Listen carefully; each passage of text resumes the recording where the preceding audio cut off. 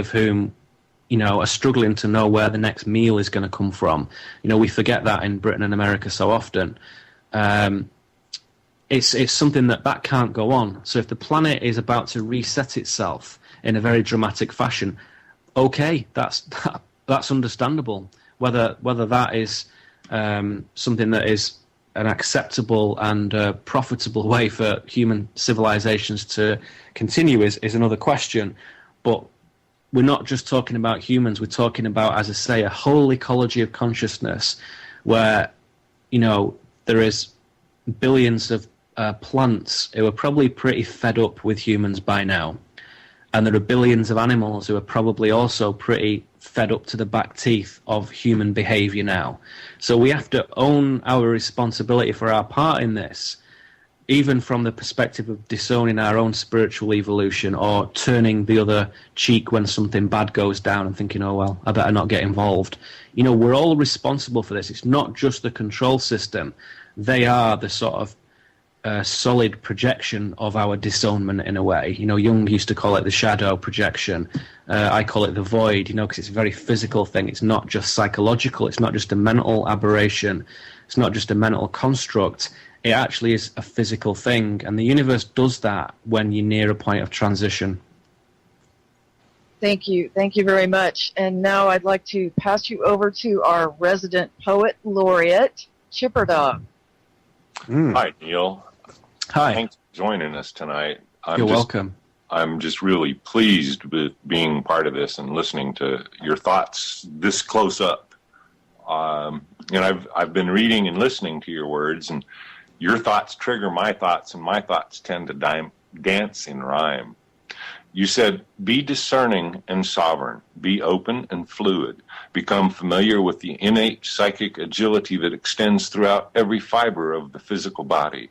By gently holding one's own unique frequency of creative, integral presence, we resonate and thus communicate with every living thing that shares our harmonic. I just think that's such a beautiful thought, and I've personally been trying to hold an intoned Om since 81. And my thoughts on reading, I forget the name of the title, Death to Videodrome, possibly, or this, Death to Videodrome, long may it wave. Consciousness is as monad as an energetic pulse, unentitied in splendor and single as two convulsed. In the moment of this motion, is an only child, seeing in a mirrored lens a side that is grown wild.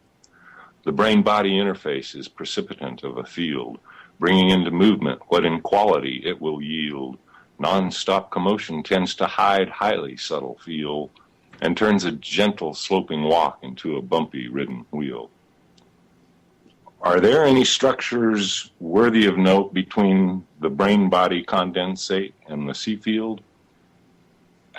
Is it really one, two, or many? Is there a structure to that which comprises that represented by concept of and lived as human? Is the next stop universal consciousness with no intervening levels? Wow. I think that's possibly the best question ever that I've ever been asked. So thank you for that, Chipper Dog. That's awesome. Very poetic indeed as well. I'm not quite sure where to begin with that, to be honest. Yeah. Well, I think there's two ways I'd like to approach that question. One is something that I think you might resonate with, and I think might be edifying to everyone else who listens to this, which is, I think there's an understanding that when we're talking about such fundamental structures of reality and what is occurring in our lives and what is occurring in the collective and what happens after we phase out of this place and fundamental philosophical, spiritual wisdom, then it's ironic, really, because, of course, we have to use language to approach some of this, which I know we're going to perhaps touch on that a little later. But really, my attitude is using language, again, to refer to a Zen principle, to kind of point at what's going on. You can never really articulate it, and you can never really pin it down. But you can assuage people's concerns, and you can inspire people, and you can give people the confidence to go out and do stuff for themselves by using a certain poetry in the words. And I think that's very beautifully reflected in your question.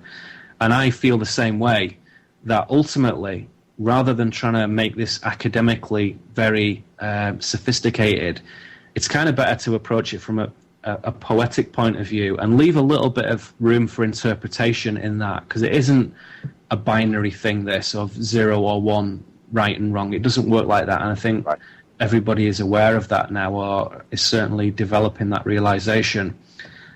So my answer about the connection between the brain and the body and the C field, and is the next evolutionary stage to move from a small consciousness to a vast, expansive consciousness. I think I would say, I have this phrase, create the space to receive the signal. And I think that's a very powerful resonator, those few words. And there's a lot of interpretation there, which people can bring into their own minds. But fundamentally what it means is everything that we kind of want to know is already there. Right. And everything that we want to achieve is to some degree already achieved. And you hear this word like remembrance quite a lot now, to remember who we are and what we're doing here. And I think that's what I'm hinting at with this create the space to receive the signal, because all those signals, all that contact with all that wisdom, that sacred gnosis, is all there. It's right there at our fingertips, more so than any web page or any magazine or any book on a shelf. It's there in a very fundamental way. It permeates us all the time. But to make contact with that, to actually bring that into any sort of meaningful manifestation in our lives, we have to create a space. We have to create a space to receive that signal, as it were. And that is part of the path of wisdom and unfoldment. And it's part of the human architecture in a way, and it's something that we're very capable of doing. But to get to that point, we have to jettison a lot of stuff from the old system, and we have to begin to move away from mainstream media, which completely fractures any possibility of creating space within one's own mind and spirit. I so agree. When you have all of that input coming in at you, you have no time or space left to hear your own resonance. That's right. It's absolutely right. And I hold my hands up here. It's easy to say this, and it's quite another thing to do it.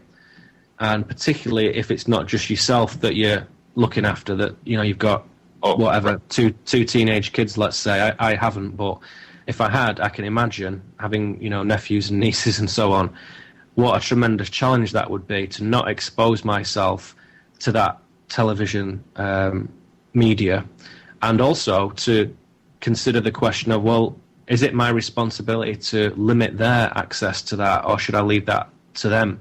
At what age are they capable of making that decision? Because they could be like 50 and they still haven't figured it out. Yeah. So, so that is a challenge. And if anyone listening to this finds himself in that situation, you are there by design, not by misfortune, but by design, to help figure out that issue, help to resolve that quandary. Because it is something important. Back to the cohesiveness that you're talking about, is that it's a fractal turning back in on itself to grow even stronger, possibly. Yeah, it is. And to some extent, you're obviously comfortable using that language, and I completely get what you mean.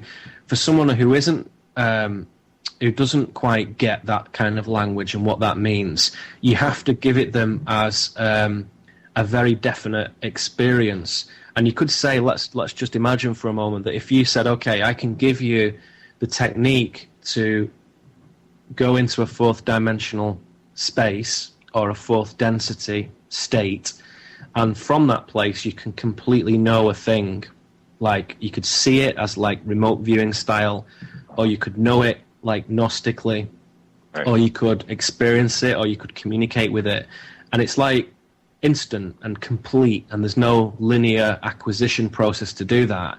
If I could teach you that technique, you wouldn't necessarily need to read a book again unless it was for your own pleasure or the Right. satisfaction of doing it the old style way. And if I could say I can increase the quality of your life and the depth of your fulfillment from the things in your life and the people in your life, but you have to stop watching television, then people would say, well, that sounds quite interesting, but you'll have to prove that to me. And the challenge with that is that you can only really do that with sort of one person at a time, and it takes a long time. So you have to accept that fundamentally that journey has to begin from within each person for themselves. And so really, you can only ever sow seeds with people, and you have to do that very judiciously, or otherwise you end up just pissing people off. And we don't really want to do that. But you can sow seeds, and you can share very well shaped and crafted pieces of wisdom that have been around for a long time. There's a reason they've been around for a long time, because they work. And it is important to detach oneself from the mainstream media, because that is where the signal interference really arises from. And if you want to look at it from a very conspiratorial point of view, it's actually quite physical, that as well. So even the presence of pretty much any sort of electronic device, like a cell phone or your Wi-Fi signal or this, that, and the other, let's just say this, it's good to get away from that every now and again. If you resonate in at a very high, independent, sovereign frequency, I believe you can get away with murder, and you can plunge yourself into this electronic soup and still get away with being an independent, sovereign being. But it's good to have a vacation from that. So from time to time, go away from that, or turn all that stuff off in the house. You know, take the battery out of the cell phone, turn the router off, you know? Right. And that has an effect, and that increases your ability to receive that signal of the real world, of the fourth dimensional space. And fundamentally, it promotes that relationship with your higher self. Well, I'm going to follow up with a question. I've been following a yogic path for, forever, it seems like. And in Patanjali Sutras, number 49, it says that all essential meanings are known by the inner perception born of spiritual delight, and all matters are known by the inner perception born of sound and awareness. Being as I've been rhyming words pretty much nonstop for 2 years, I would tend to agree with this. Does it match at all with your own experience on your journey? Would this be what has been termed the Akashic Record? And you've answered all of that. You know, in what you've been saying tonight, you've already answered most of what that question was asking. Yeah, but it's a very important question that merits particular focus, I would say, as well. So I'll try and do that.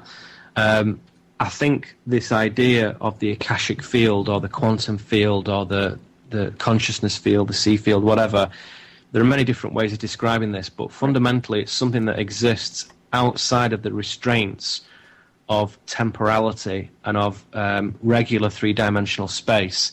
So it's something where there's no time constraints.